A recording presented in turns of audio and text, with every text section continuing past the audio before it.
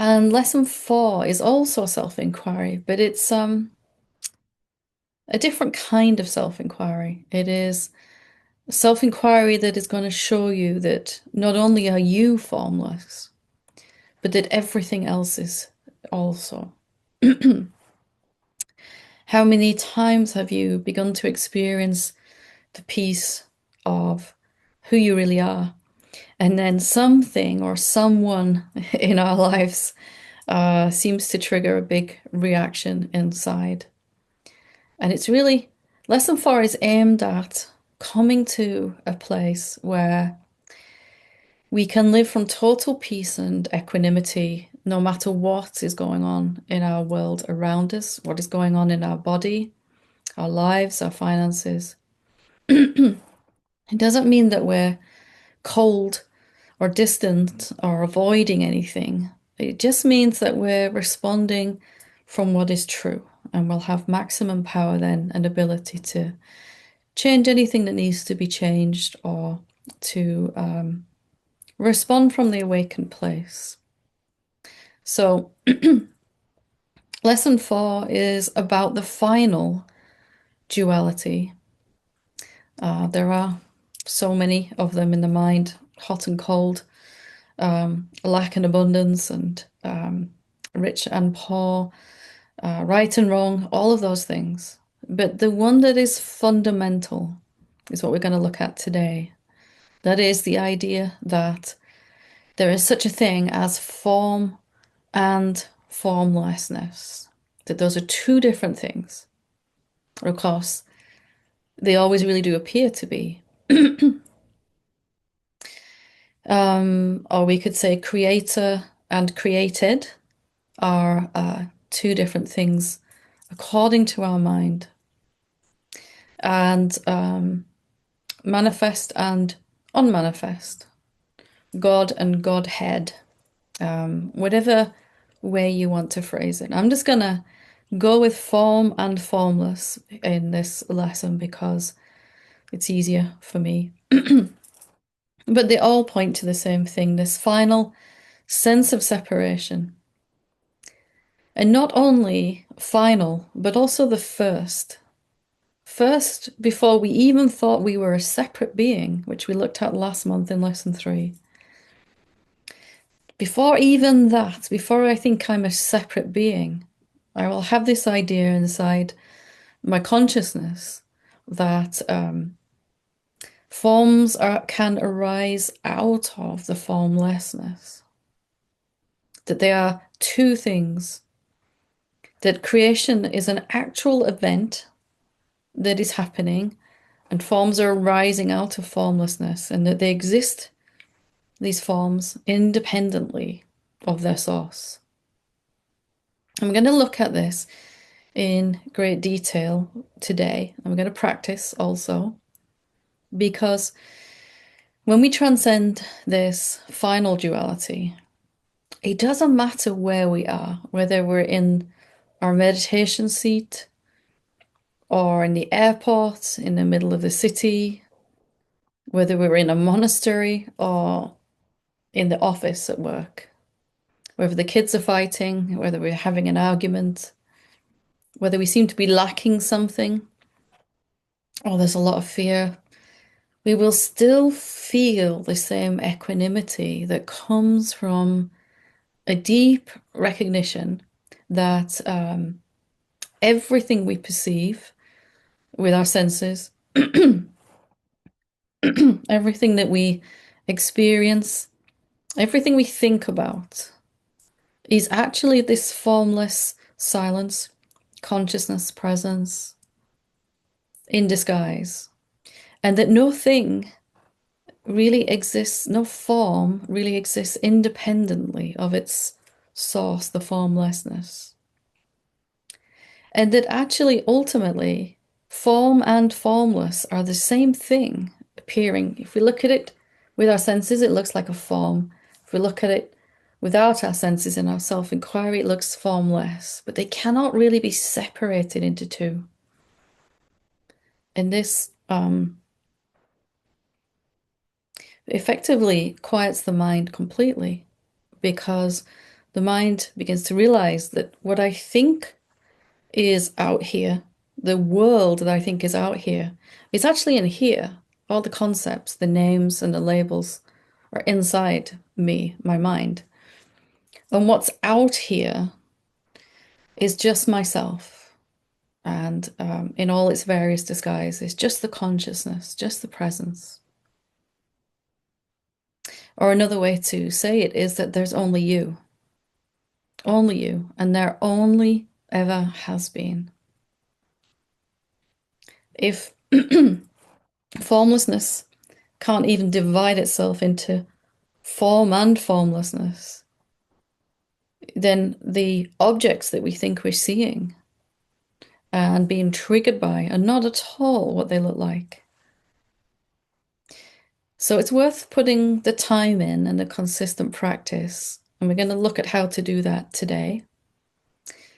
In order to really transcend this last sense of duality that even after we've begun to realize that we are consciousness, we are presence, that we still struggle with particular forms. For me, even when I could sit in my self-inquiry and recognize that I am the contextual field, the presence, the consciousness, the silence, stillness, whatever we're calling that which we are.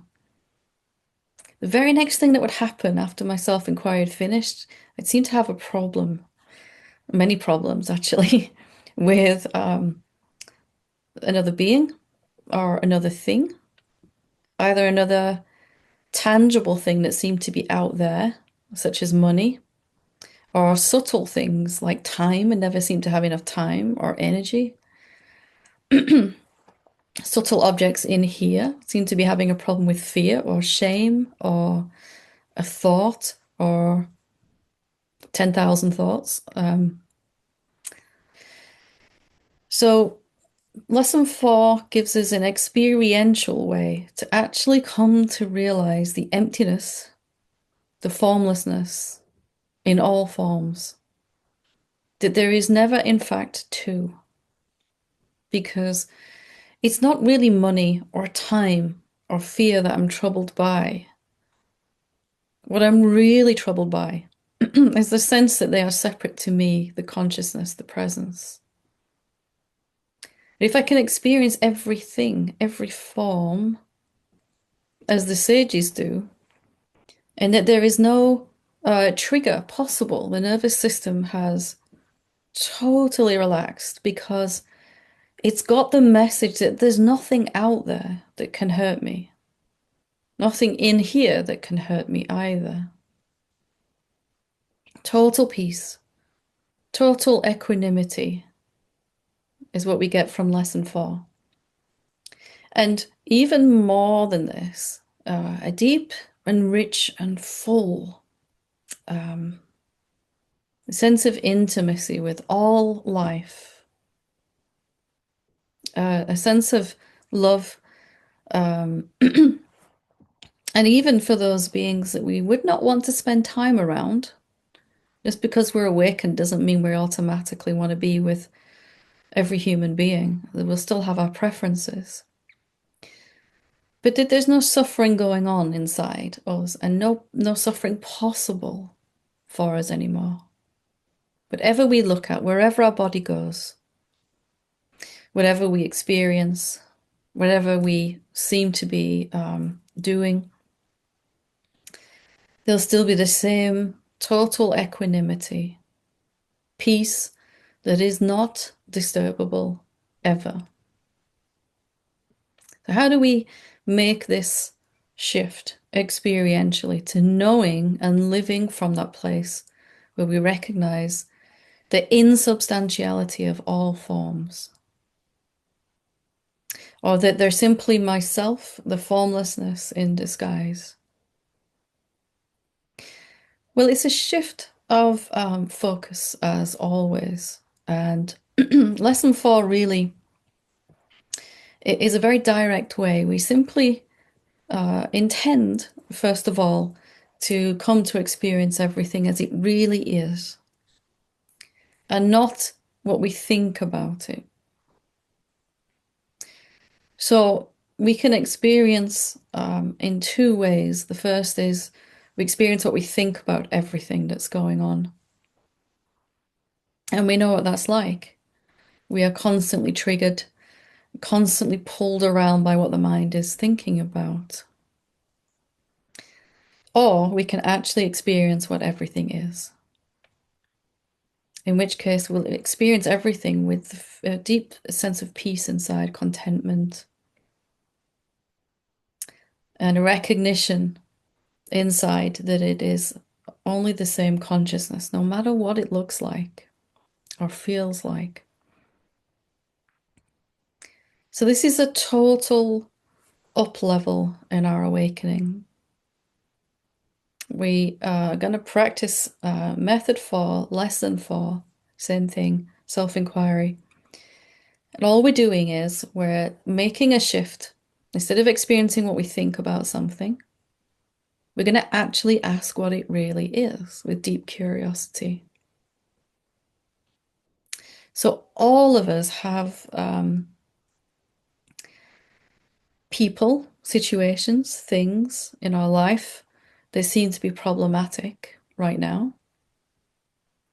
And if you notice, the things that are most problematic for you in your life right now will be the things that you're thinking about most, be where the mind engages most.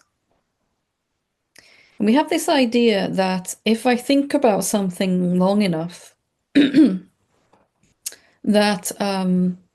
it will somehow solve itself. The thinking is going to cause some solution to happen. What if it's not true? What if we're actually struggling with that person or that thing? And again, it can be out there or in here, an emotion or thoughts or a contraction or an illness or something. What if we're struggling with that thing because we're thinking about it rather than actually experiencing it? So we're not making the mind wrong. We're just beginning to realize that we can either think about something or actually experience it. We cannot do both at the same time. I can think about you, or I can actually meet you as you are. If I meet you, but I'm thinking about you or remembering a previous time that we met, a conversation we've already had, anticipating that's what's going to happen this time, that I'm really not meeting you at all. I'm meeting my thoughts about you. And I've missed that golden opportunity in this moment to really experience what you are rather than find a definition in my thoughts about you. And most human beings go their whole lives without ever meeting another human being. And it's quite sad when you think about it. But here we are now at this point where we're willing and able and ready to shift to actually experiencing each other as presence, experiencing things that we need, money, time, all of those things, patience, anything that we think we need, peace, experiencing the emptiness of it, the formlessness of it. What is that like in actual experience? Well, you're just here. You're just here. I'm just here. My senses are perceiving, my mouth is talking, and there's nothing going on upstairs, finally. No thinking about what to say to you. No, not coming from memory of what happened last time we were on a class together. Just empty of concepts because I'd rather actually meet you as you are in this moment. I love you too much to think about you and remember you. I'd rather actually experience you right now because it's delicious. And there's a friendliness then with all of creation because there's nothing that could possibly hurt me. What could hurt me? What could hurt you really? Also with emotions, if we're struggling with some emotion or some tightness in the body, some pain, anything like that. It's shocking to realize that we might not have actually experienced it. We might have only experienced what we think about that emotion or that pain. When I really went into this, I began to experience what things actually are.